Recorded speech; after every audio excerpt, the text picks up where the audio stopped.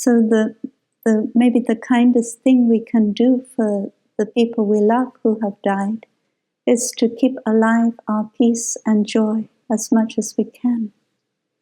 And even though we cannot feel happiness straight away, we cannot feel joy straight away, we can at least establish peace in ourselves.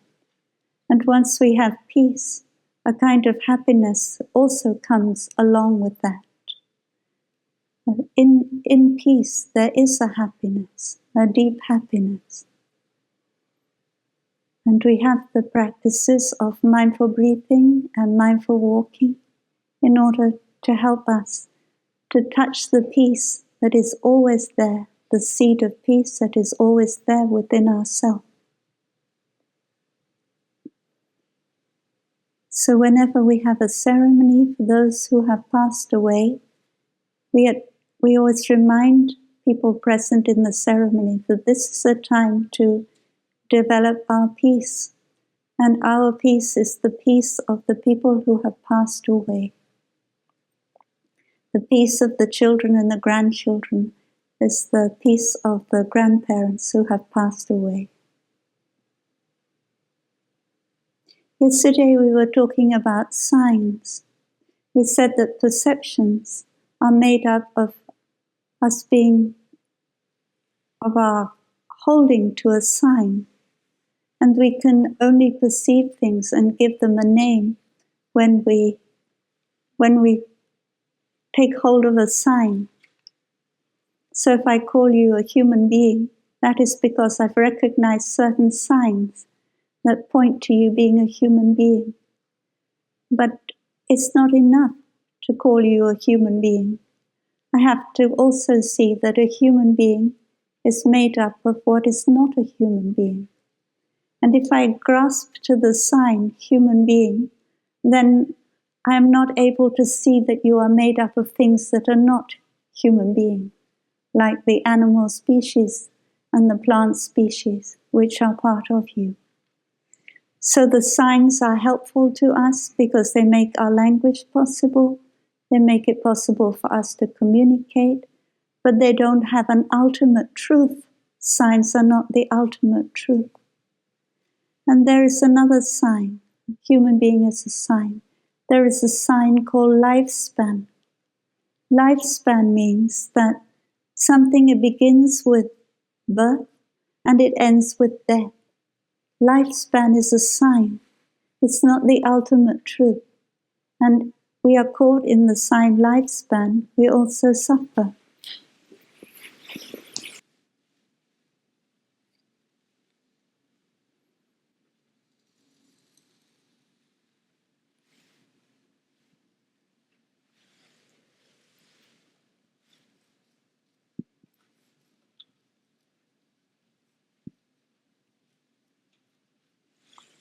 So this is the lifespan of a person.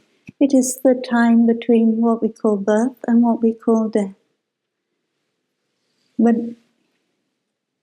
you can also have here.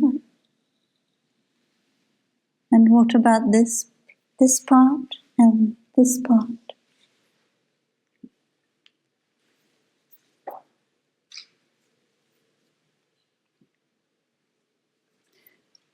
So lifespan is a sign, death is a sign, and birth is a sign. It's something we grasp to and hold to as a reality. But when you look into these signs, you see that they are not the ultimate truth. Birth, what does it mean? It means that out of nothing, you become something. Suddenly, on your date of birth, you were there. Before that, you weren't there. But if you look deeply, of course you were there before your date of birth, because you were there in your mother's womb. And then if you look again, you were there in the egg and the sperm of your mother and father. And you can go back, you were there in your grandparents and all your ancestors. So in fact, this part here, before you were born, is a very big part of you. This is just a small part. And then after you die, do you suddenly stop being? You suddenly don't exist anymore? Of course not. You are there in many different ways. Your body is still there, although it's not a conscious body like before. And maybe it will be burnt and the ashes will still be there. And the ashes, they go back to the earth, and the plants, they grow out of those ashes. The air that you breathed is still there. The water that was part of your body, it goes out into the atmosphere, is still there. So all the material things are still there. But yesterday we saw that in the what makes up our person, only one part is material. The other parts, the feelings, the perceptions, the mental formations, and the consciousness, they also still there. In all the actions that you did, the actions that you did are like the heat and the light that come from the candle flame. And when the candle has gone out, the heat and the light from the flame, they are still there. The energy is still there. So after someone has died, then our practice is to be in touch with that person, not relying on the sign that we relied on when they were alive, but to find that person in other signs that were not there when they were alive. And that is difficult for us because it's not how our mind normally works.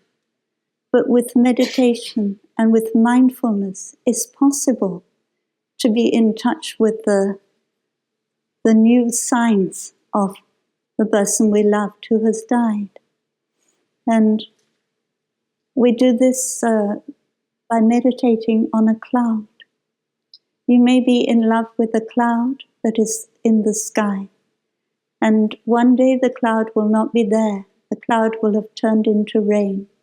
And so you look up and you cannot see the sign cloud. So you cry and you say the cloud doesn't exist anymore. But at the same time, the rain is falling on your head, and that is the cloud. That is the continuation of the cloud. That is a cloud with a new sign. And when you can see that, then your grief for the cloud is no longer there. And the rain will become the river. So that is our practice when someone we love dies. But we should also do that practice before they die. And that is to see that person in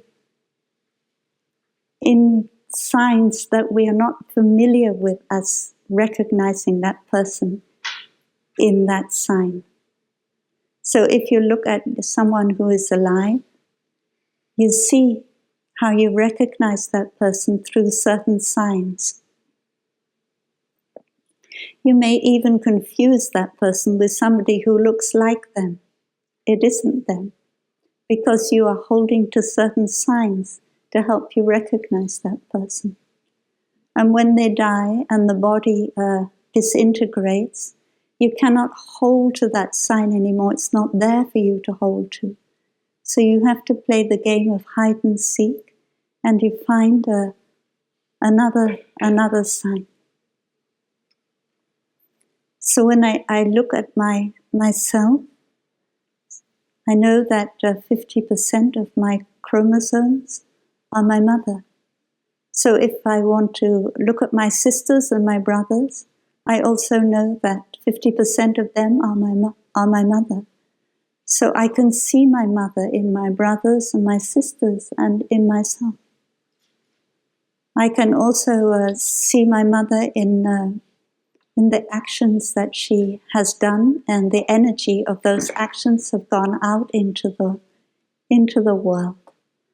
So there's no moment when I can't be in touch with my mother under different signs than the signs I was in touch with her in the past.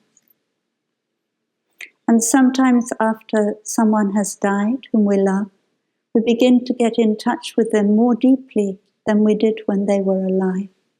Because when they were alive, we were caught in certain ways of looking at them.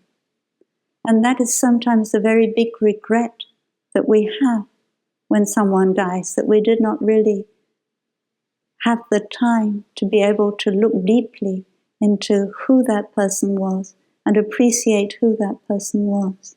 And then our regret also becomes a large part of our grief. But it's never too late.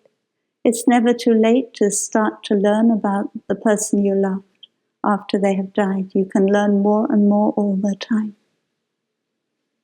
And sometimes we write a letter to someone we love who has died in order to express our regret that we didn't look deeply enough to understand them. But now we have looked deeply and we have understood this and this. And we can burn the letter as a way of sending it.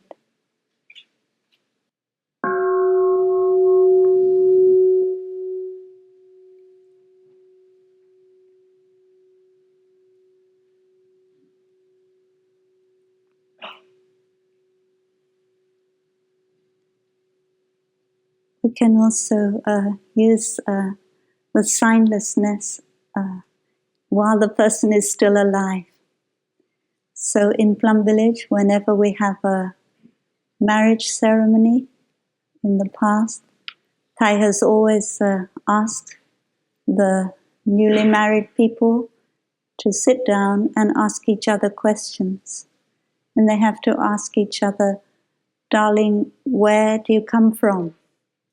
And where are you going? So this is a way to help us to look into that part of the line that comes before the letter B. Where did you come from? And then you may see that the person you love, they come from all their ancestors. And then, and where are you going? That means, where will you go after the letter D? And you look and see the transformation, the possible transformation, the new sign of the person you love when they die. Because one of you will have to die before the other one. And by practicing like this while the other person is alive, then we suffer much less when the other person dies. Birth and death are ideas. They're not the ultimate reality. And they are connected to the idea of being and non-being. So birth means that from non-being you come into being. And death means that from being you go into non-being. That is the idea that we have in our head. But in fact, if we look deeply at the person we love and we say that this part we call lifespan, between birth and death, we call this part being. And the part before the birth we call non-being, and the part after death we call non-being.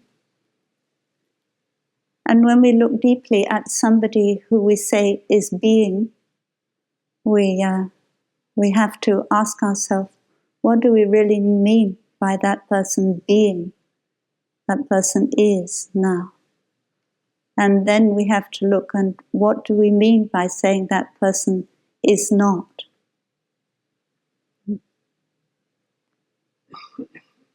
Well, being doesn't mean that we can see somebody, because often with our loved ones, like we may not see them for many years. And it does not mean to say that they don't exist. And so being does not mean that we can see something. And when we look deeply into being, we realize that that person only is because certain causes and conditions have come together. And when the causes and conditions are right, that person is manifesting. So it's much easier if we can use the word manifesting rather than the word being. That person is manifesting at the moment in this form. And then before birth and after death, that person is manifesting in a different form. And maybe I'm not able to see the form that person is manifesting in after death. But that doesn't mean to say that that person doesn't exist. It's like the stars, you cannot see them in the daytime. It doesn't mean to say they don't exist.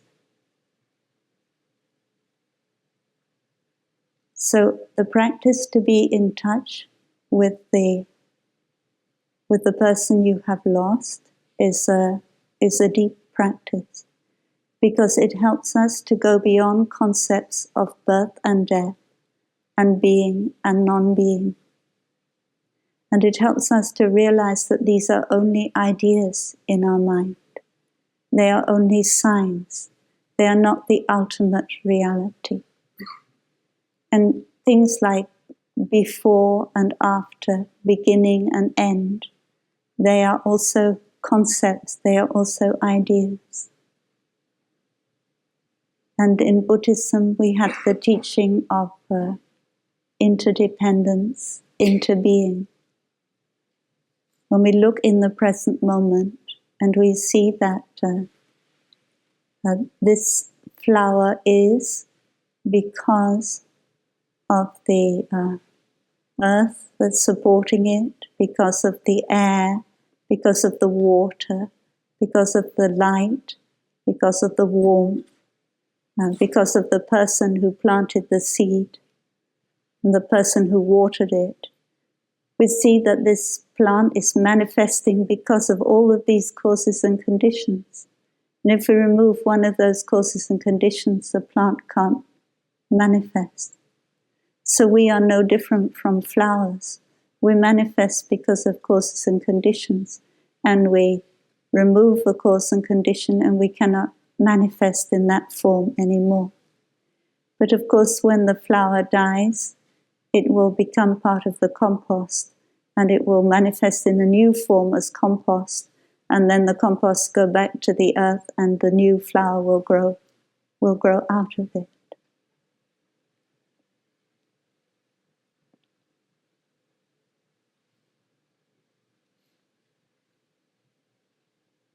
In our daily practice, we can practice not to be caught in signs, to look more deeply than signs. And the way that we can do that is by recognizing interbeing, recognizing the causes and conditions that have made somebody like they are.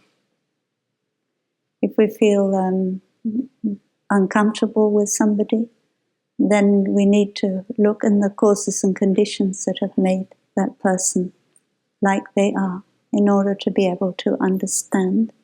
And then we don't feel that is that person we feel uncomfortable with. We just feel that a number of causes and conditions have made this person to manifest like that.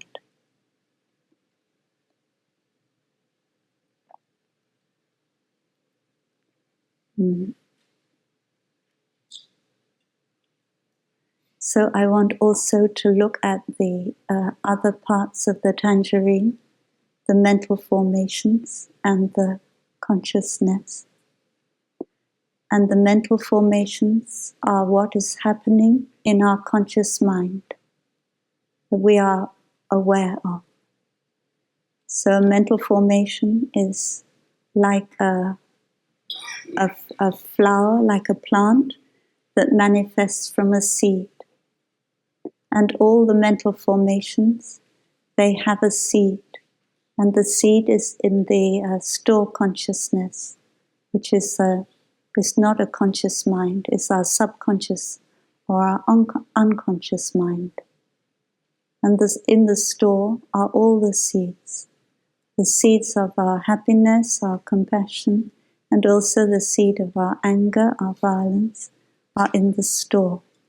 And when the seeds have enough causes and conditions to manifest, they manifest in our conscious mind, and we call them mental formations.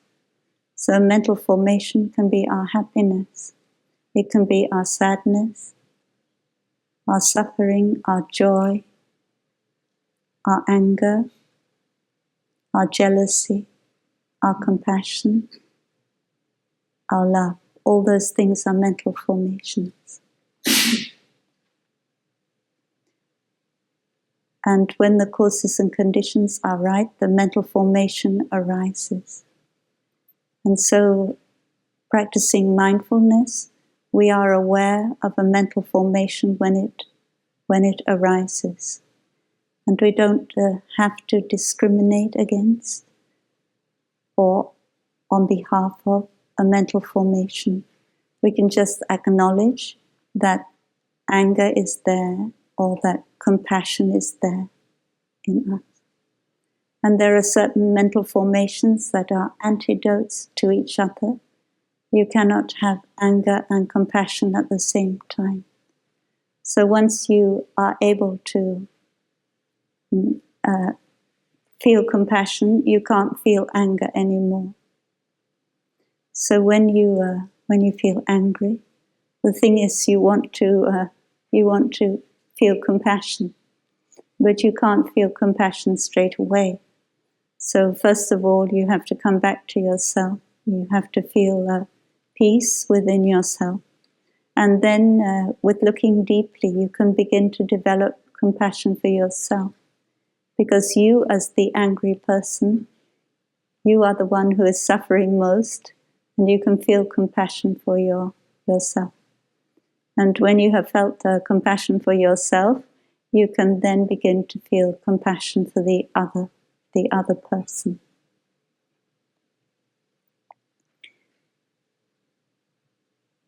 So mental formations are like flowers that grow in the garden of our mind. And we have to be a gardener. We have to take care of the garden of our mind. And then the last of the 5 skandhas is called consciousness. And consciousness is like the earth in the garden. And that is where all the seeds are. And when a seed is a seed, it's just the potential. In the seed is all the information that is needed to make a tree or a plant. But as a seed, it can't do anything other than be a seed. So the seed of violence is just the potential. It's not violence yet. And the seed of compassion is not compassion yet. It has to become a mental formation in order to be violence or be compassion.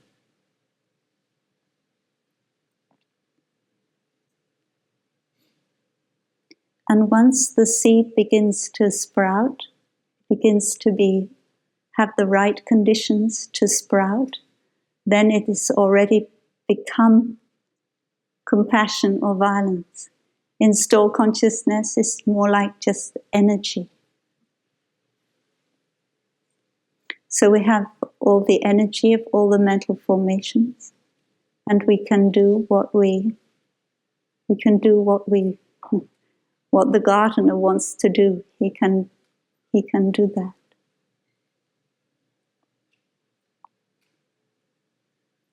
Store consciousness is also a place where all our memories are stored. And it's not just the memories of this lifetime, but the memories of our ancestors are also in store consciousness. And sometimes things that we didn't have the right conditions to recall in our conscious mind, those things are in our store consciousness, although we don't recall them. And then sometimes something happens that waters that seed, and we recall that memory.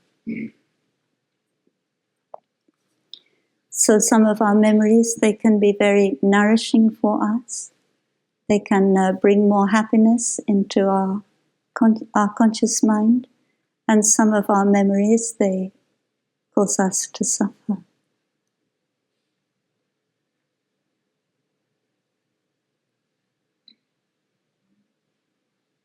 And this is connected with what they talk about in neuroscience in some ways. Because in neuroscience, we also learn about memory that is stored, emotional memory. And because of the memory that we have stored, we have a certain response to the memories that are stored in our unconscious mind.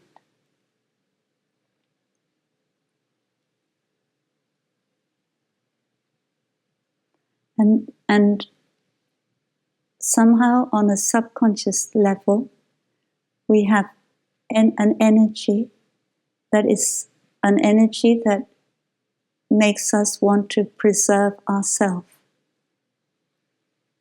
It's very important for us to stay alive, to survive. Otherwise, life wouldn't be able to continue. Life has to have the capacity to preserve itself. And therefore, a large part of our consciousness is devoted to preserving our life.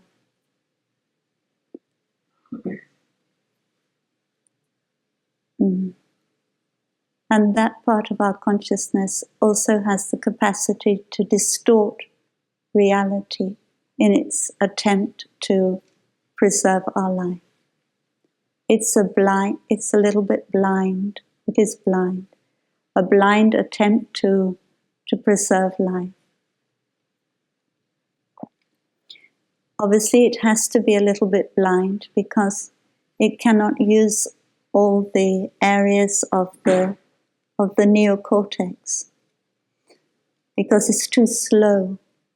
When we want to preserve our life, we have to do something very quickly, and therefore it has to be done with our unconscious mind, our subconscious mind.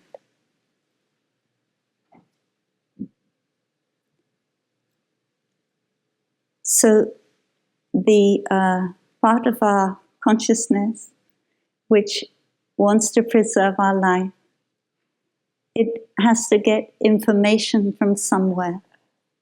And it draws its information from memories, which are stored in stored consciousness.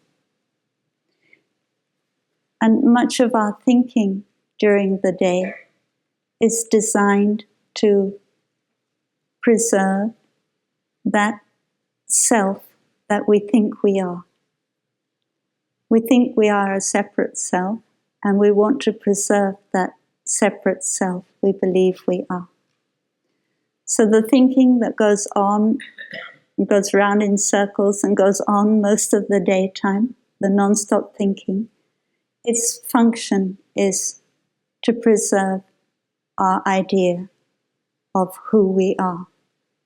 And therefore that kind of thinking, it has to compare. Am I better than that person? Am I worse than that person? And our complexes of being better or being worse or being equal, they all come from an attempt to preserve our idea of a separate self.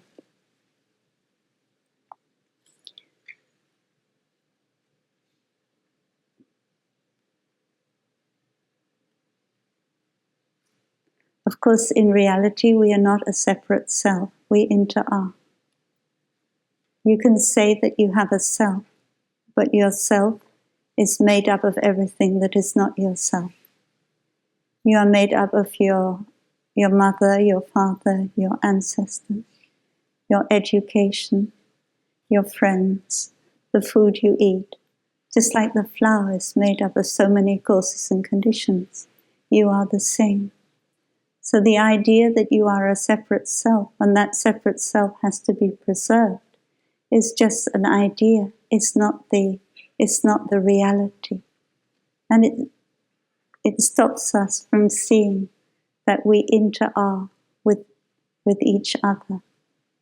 We are only possible, I'm only possible because you are there. So this part of our consciousness that wants to preserve our separate self, it has to take from the store certain memory and certain information. And it brings up from the store this information and brings them into our conscious mind. And so this information is called the food of consciousness.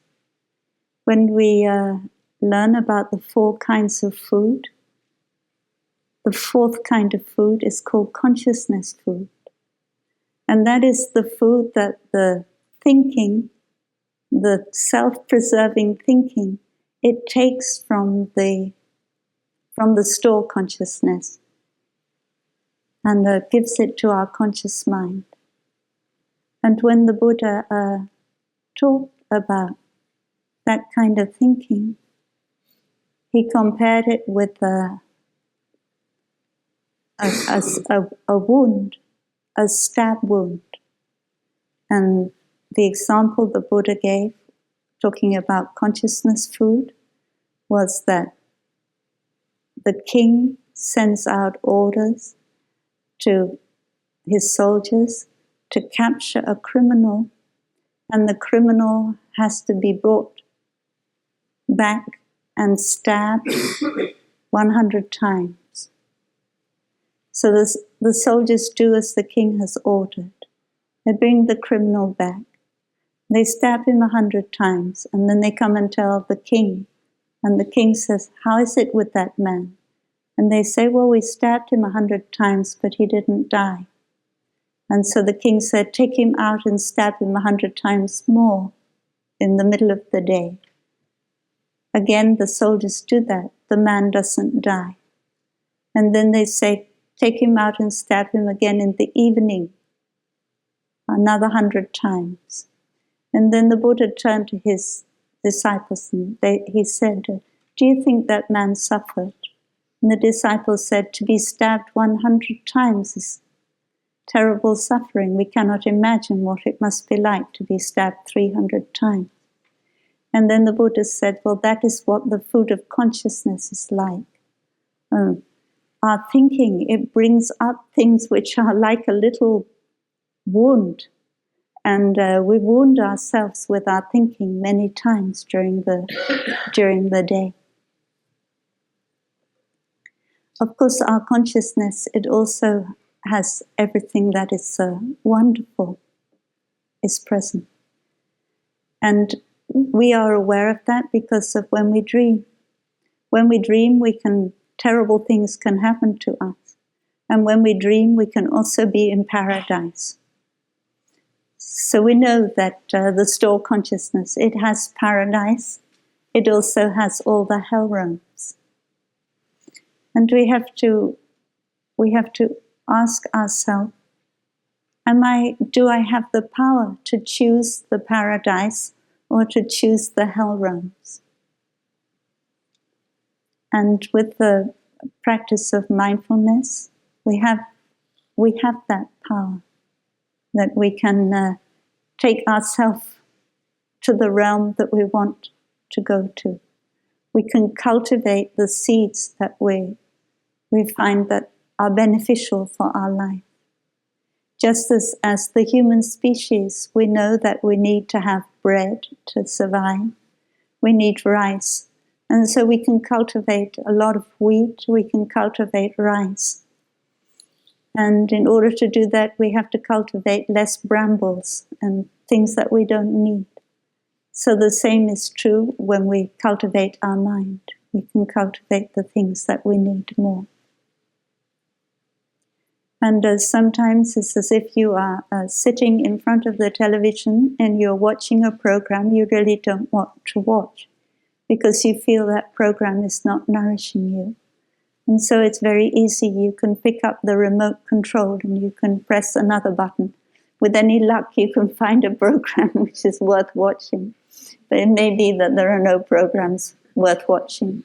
But then the remote control can also turn the television off altogether, and you can go out for a walk or do something else. So we have the power when we practice mindfulness not to be carried away by being in a particular realm. And the first thing, of course, is to notice the realm that we are in. If we are in the hell realm, we should recognize, now I'm in the hell realm. And then with our mindful breathing and walking, we make ourselves peaceful in order to be able to get out of that realm.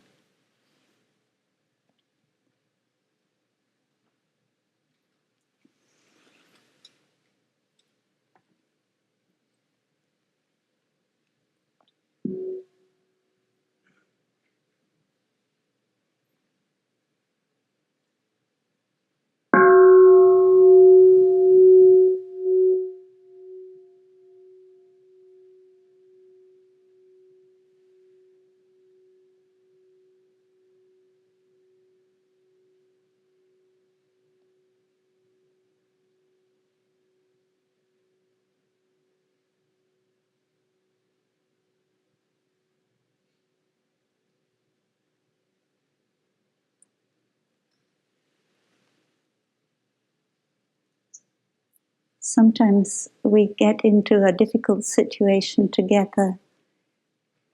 It's not that one of us is in the difficult situation, but we are both there together. And we want to come out of that difficult situation. So first of all, we have to come back and take care of ourselves. We recognize that I'm in this difficult situation and the other person is too. And both of us maybe have been unskillful. We don't blame the other person. We don't say that the other person is responsible for what's happened. And we don't need to blame ourselves and say, I'm completely responsible. But we know that when we're in a difficult situation, we're at least 50% responsible for that situation. And the other person is at least 50% responsible. So we both have our responsibility and we want to come out of it. But the first thing is to think that I need to come back and take care of myself. And it may be that I better not have anything to do with that other person until I've taken better care of myself. So sometimes it can be 3 years before you meet that other person again, because you feel that it's better for you not to be in their company. Every time you come together, you water the wrong seeds in each other. And it seems there's no way out of that. So when you come to that point, best thing is to separate and to make yourself more solid on your own, because it's difficult to do that in the presence of the other person. So when you are practicing on your own, you practice in order to be able to be more capable of listening to difficult things which the other person might say. You practice to be able to see that when that person expresses himself or herself like that, it is because they are suffering, because they have some difficulty, and you haven't understood that difficulty enough yet in order to be able to feel compassion for them when they say that kind of thing. Or you haven't practiced to be solid enough yet when they say that kind of thing, not to react. So that is why you need time. You need time to look deeply in order to see the suffering of the other person, to make yourself more solid so that you don't react when they say that kind of thing. one time, a long time ago, when I used to, I got in a situation like this, and I always react when the other person says something like that. Then one day I went away and I practiced. I'm not going to react. And the other person said to me, "Oh, why didn't you react when I said that? You must have been practicing." So the other person is will recognize that. And sometimes you don't need to do anything more than practice on your own. But there are also times when you really need to talk about your reaction and to talk about what the other person does that makes you react like that. So first of all, you have the conversation with yourself before you have the conversation with the other person, or before you write to the other person. And the conversation goes like this: when you say this kind of thing, when you do this kind of thing, I react in this kind of way. And when I react like this, it causes me to suffer and it causes you to suffer. So I have decided that I am going to react in a different way. When you do that, or when you say that, I'm going to do what I've decided to do. It may be, if we agree with each other, it may be I will make a sign. I will make a sign to show you that I'm reacting. I'm feeling uncomfortable. And so you can, when you've looked deeply and you've seen the kind of things you react to, the way you react, how unbeneficial it is for both of you, then after that you can write it down and you can send it to the other person. Or you can sit down and talk about it. And then you have to invite the other person to do the same.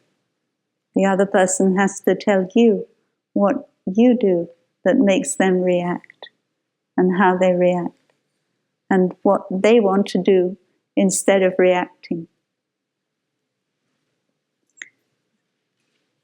So this kind of communication is to water seeds in the store consciousness of yourself, and at the same time to water seeds in the store consciousness of the person you have a difficulty with.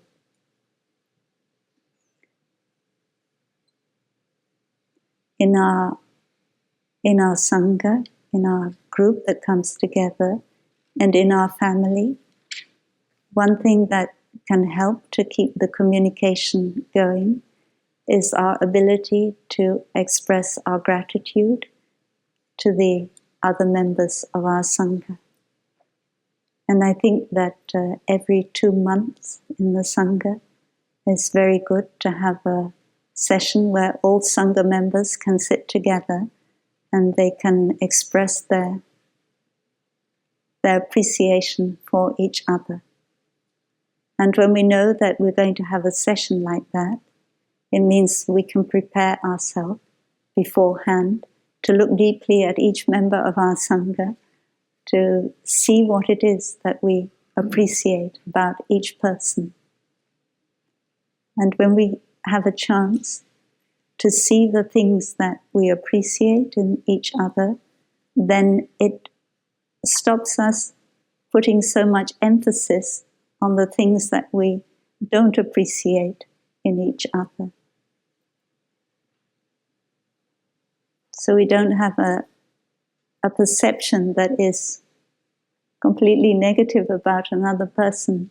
We have to keep on seeing positive things in the other person, and that will remove our negative perception.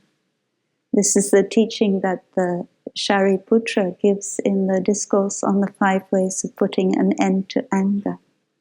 It's when you are angry with somebody, you have to not concentrate on the thing that they're saying that has made you angry. You have to concentrate on the things that they do that have made you happy in the past. One time, a sister knitted a hat for me, and I was wearing my hat that she knitted. And she said something to me that hurt me, and I was angry with her. So then I looked at myself in the mirror, and I saw the hat that she made. And I suddenly remembered all the times she'd sat down knitting the hat. And I didn't feel angry anymore. So this is an example when somebody says something that is unkind, you think about not what they're saying, but something that they have done to help transform your anger. And when we do a session of beginning anew with another person, the first step is always for us both to be able to express our appreciation and our gratitude to the person we're having a difficulty with. And it's very important in beginning anew that we do that we don't just begin by talking about our difficulty. In fact, when you do beginning anew, only 1/3 of the beginning anew is talking about my suffering. The other 2 parts is talking about my appreciation for your presence in my life and my apologies for my own unskillfulness in our relationship. And when we've done the 2/3 like that, it can be very easy to reconcile. And we talk about our hurt, not because we want to blame the other person, or we want the other person to feel bad, but we talk about our hurt because we love the other person and we want them to understand us more deeply. We want there to be a deeper understanding between us both. This is the kind of person I am. I am very easily hurt. I'm very sensitive in this kind of field. I just want to share that with you. And I know it makes me suffer, but that suffering, it doesn't come from you. It comes from me.